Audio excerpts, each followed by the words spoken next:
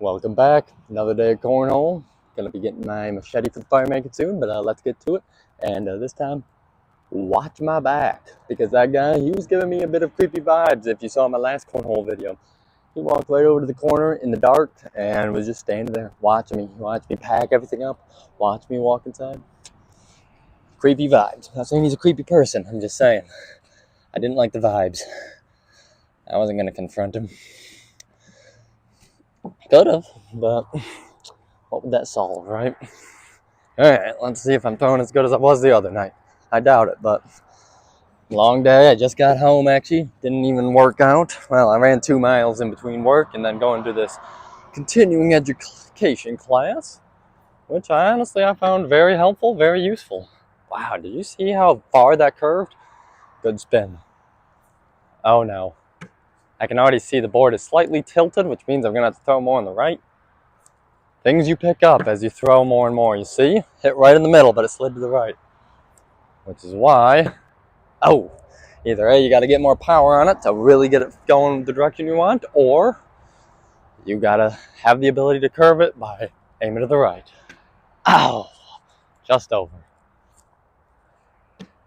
See, those are sloppy bags. They're landing on the corners. Shows I'm warming up. That is for sure. Doesn't just always come naturally. Some days are better than others too, but we're gonna have a good night. So yeah, one thing, my continuing education class, if you're in the healthcare field, you know about this, and they're not normally fun. They're normally pretty boring, and dang it, you think I can push those in? I'm gonna try hitting that bottom bag, pushing the front one. Oh, Cody! Okay, not my intention, but we'll take it. Let's see, how many did I make? I only made 4. Actually, 4 in, 4 on the board, 4 off the board. Whew, that doesn't scream warm up. I don't know what does. Anyway, but yeah, my class is about difficult conversations and how to navigate them. And something I found very useful in this presentation was how you need to change the label that you have on someone. So instead of calling someone lazy, actually look at the facts, look at what you're seeing, what you're perceiving, and then think of why you created the story that they're lazy. Because yeah, maybe they're late, maybe they're not going as quickly as you'd want, maybe they're not as efficient, but maybe they're having some personal problems at home too. Maybe they just had a bad breakup, you know? Maybe they feel financially stressed. There's a lot of things that could be going on. So definitely going back maybe to the origin, but changing up the story. So instead of saying someone's lazy, maybe saying that they're confused. Maybe saying that they maybe just need different type of help in some way, shape, or form, you know? I don't know. I'm still processing it myself, but I do know that it is a valuable point because a lot of times we perceive people as being lazy, negative, something negative normally. It's always something negative we see people as. We judge people. Watch this. Oh, only the one, but let's see how many. Did I only make 4 again? I did. Wow. That's embarrassing. Okay. For only making a third of the bags, what kind of junk is that? But yeah, so I'm still processing it, but yeah, I found it to be good to really continue to try and challenge your own mind, change your own perspective. And yeah, like with one of my, did I not grab a bag? I didn't grab a bag.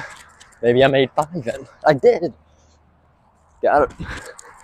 Anyway, with one of my patients that I'm seeing recently, she's gotten very unmotivated and she has been seeming lazy. But in reality, she's not lazy. She's satisfied. She's independent in her room, can accomplish all the things that she wants to accomplish, and she can walk with her walker all the way to the dining room. So she can transfer into a car safely. She's not at a fall risk. All of these things are good, but there it is, that's a 12 bag. But instead of thinking of her as, yeah, just lazy, I gotta think of her as satisfied. So what other ways can I challenge her abilities? Because, dang it, maybe instead of just being satisfied using the walker all the time, maybe we could try and get that down to a cane, you know? Challenge your balance more to the point where you can use a cane safely, right? And that is kind of where it goes. You gotta I gotta just look at the facts first. What is she still struggling with? She's still walking with the walker. Sometimes has difficulty with sit to stand, so yeah. At the end of the day, there are still things to work on. I mean, she still has a hard time getting into bed sometimes. Like, she can get into a car just fine, but getting all the way into the bed, sometimes that's harder because the bed is higher. Dang it. Well, I had a good run there, but I think I was getting a little off-centered. Yeah, we've only been going 6 minutes. I'm trying to keep these ones down to about 10, but I mean, I could throw all day. I have. I've thrown for hours on end before. All on my own. This is how you get better, by practicing on your own. Which, speaking of that, change of topics, change of pace a little. I did want to talk about how, if I was teaching a brand new beginner who's never threw a bag before, what I would focus on. And what I would focus on is first, the power of your throw. I don't care if it lands left, right, or dead on the middle. If you can get that power exactly right and you can hit right at the base of that board, which will allow it to slide a little more, even if it is to the right, if you can get that power down initially, then the harder part is the accuracy. But so many people just want it to be dead accurate first that they forget about power, and then it slides way off. And it's like, well, you didn't get the arc down, you didn't get the power down. Because with power comes arc. The higher the arc, the less it's going to slide. For most bags. Basic physics, I guess. But you've got to figure out that arc, make sure it's a good arc, and then figure out that power. And after you figure out the power and the arm strength, the shoulder strength, then you figure out how to hold it in your hand. So you start with the bigger muscles, the closer to the chest. We call them gross motor movements. Start with the gross motor movement, which is the shoulder, getting the power to get there. Then we focus on the fine motor, which is the hand. And that is how you get the spin, the accuracy, and everything else that comes in between. That's where the strategy comes in, but it's a more advanced movement.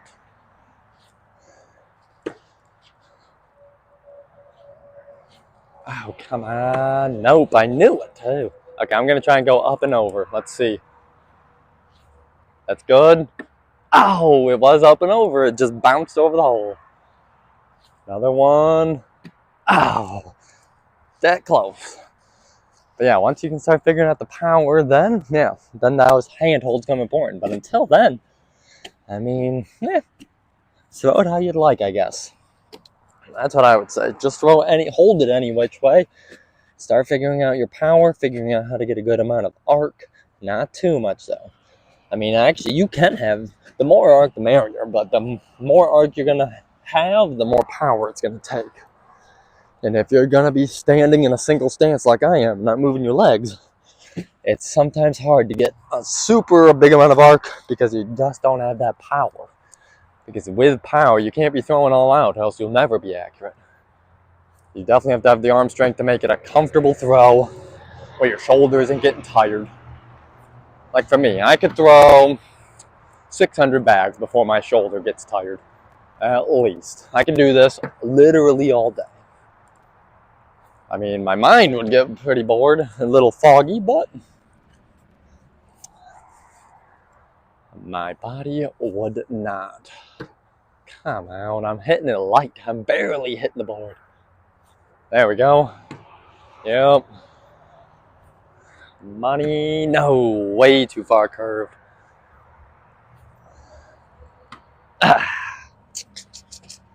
Some days, yeah. But I'm still having fun. That is the whole point of me playing cornhole. But I was also thinking for some upcoming videos soon.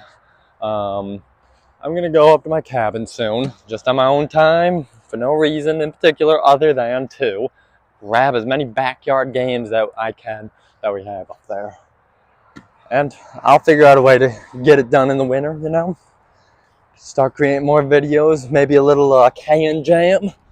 Made it in there a few times, into the bucket of can jam, maybe some ladder ball, maybe some bowling, football bowling. Wow, did I really only make 4 again? Okay, now it's time to focus up.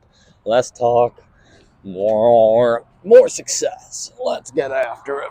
We don't got many more throws left. Maybe we'll throw 2 more sets. We will call it a day after that. So I just wanted to say, if you're watching, anyway, I always use blue first because they're the slidiest. So they're the easiest chance for me to get it in the hole successfully without having any blockades in front of me. Just like so. Because realistically, if you can get a bag right in front of the hole, but not too close to the hole, we call it a blocker. Dang it. If you can get a successful blocker, then everyone has to change their strategy to try and make it in the hole, or else we're just going to bundle them up on the board. So blocker is efficient, but if you're just practicing on your own, you don't want a blocker. But if you throw first against your opponent, the best move is a blocker, in my opinion, if you're playing with someone unexperienced as well. But I mean, if you make it in the hole, you make it in the hole, but dang. And you see, sometimes when I have a backboard or anything to hit the bag off of, I'll just throw a low, no arc. So then it'll slide more. Now these bags are my sticky blockers. One side, they can slide though. That's the side I always still use because I like my sliding. But I'll show you with a sticky bag. Show you with the last 2 how well it can stick. Bam. You can even hear the power on it. Bam. Yeah, when I did that, I knew I wasn't going to have some amazing throw there. All right, 1 more. I see we went over my time limit of the 10 minutes. I'm just having too much fun. We are having a good time out here, enjoying life. This is what it's about. Not everything that you do to reach your goal has to be work. You got to find ways to enjoy it. That includes the hard workouts too. Got to continue to find ways to enjoy yourself because life is short. All right, last throws. Here we go. Pure focus. No! Dang it. Felt it right as it came out of my hand. Oh, I'm going to get him back in. I can guarantee it on my life. Maybe with this guy. I got him in. I'm happy, but I only got that one on the board. Nowhere near. I can't drag that one in. Dang it. A little step over. Not enough slide. You see the alley, though? Right in between those 2 gray bags. That's the goal. As well as maybe getting that right back in the hole. Bounce. Yep. That's the alley. That's how you perform an alley. You bounce it off of them until it goes in. You just got to have enough power to get there. Right as I'm talking about having enough power. Can I end it here? Well, I got to make all 4 of these. Nope. Wow. Sheesh. That's embarrassing. There it is. Knocked one off. Oh! Dang it. All right, 1 more. I cannot end it on that crap. What is that junk? That's embarrassing. 4 off again. See? Not every day I'm making 11 out of 12. Not every day I'm making 10 in a row. But I would say most days I still can make 4 in a row, realistically, which I think I did today at the beginning of the video. But yeah, I find throwing 12 and making more of 12 is a lot more impressive than just making 4 and just keeping tossing 4. Making sure no one was behind me. Just in case. You never know. All right, here we go. Last throws. Let's get balanced. Let's get centered.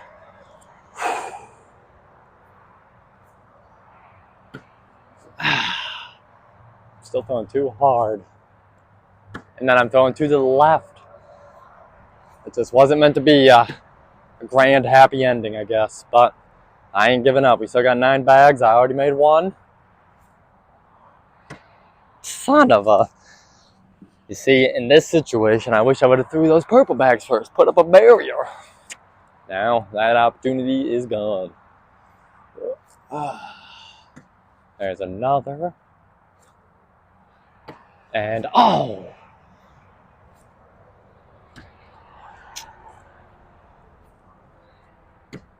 Damn. You guys think I can get them in? I think I can get both those gray ones in. Taking a good step over. I'm going to try and drill them. I got that one in. Now I don't know if I can drag that other in. He didn't get hit at all. But I can still make them. Oh! I almost dragged him. Dragged him, but didn't get the other one. Oh! Alright, you know what? I'll take that as a good ending. Let's count them up. 3 on the board. 1 off. 2 off. 3 off the board. But that does mean at least I ended with 6 and 50%. Not bad. Not bad. I'll take it. So, thanks for watching. This was fun, and maybe next time I'll do a little better. But at least I got some 50%ers. Made it 4 in a row. You know, still out here having fun, enjoying life. But yeah, it's starting to get dark. Sun's coming down, so I'll talk to you all later.